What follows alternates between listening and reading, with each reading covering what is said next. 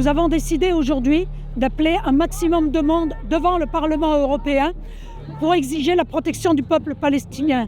Il est impossible, insupportable que les Palestiniens se fassent massacrer depuis 14 mois. Il faut que les bombes arrêtent de tomber sur Gaza, il faut que les massacres arrêtent à Gaza, il faut que le gouvernement suprémaciste d'extrême droite de Netanyahou arrête d'affamer aussi la population de Gaza. Au nom de nos principes, au nom de ces valeurs fondatrices de l'Union européenne, qu'on doit soutenir sans réserve le peuple palestinien. Le but, c'est surtout de faire parler de ce mouvement et de continuer à le mener et qu'il ne se taise pas, parce que c'est ce que les Palestiniens nous demandent, c'est de ne pas se taire et de continuer à parler d'eux et de faire en sorte que demain, on fasse à minima respecter le droit international. On est là à l'appel des organisations syndicales, associatives qui se mobilisent tout simplement pour la paix en Palestine et que cesse le feu, que les armes se taisent enfin. Et on est devant le Parlement européen, c'est fort de symbole parce que l'Union européenne, en réalité, ces derniers mois, a été complice du massacre en cours dans la bande de Gaza. Chaque heure, chaque minute compte parce que c'est évidemment la survie de tout un peuple dont il est question.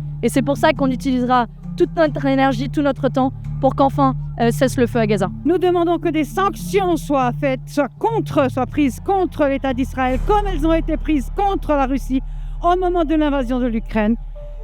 Nous sommes là pour ça et nous le crions haut et fort. Nous crions notre colère. Donc il est notre devoir en tant que citoyen et élu de la République de rappeler que l'Occident, l'Europe défend des valeurs.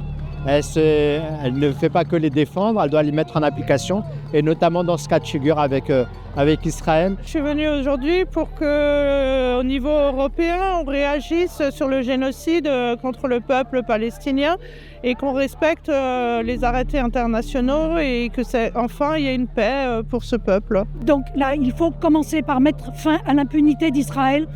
Et de cette manière-là, on pourra envisager la protection du peuple palestinien pour que les violations à son encontre cessent. Et le bras de fer avec l'Union européenne ne fait que commencer.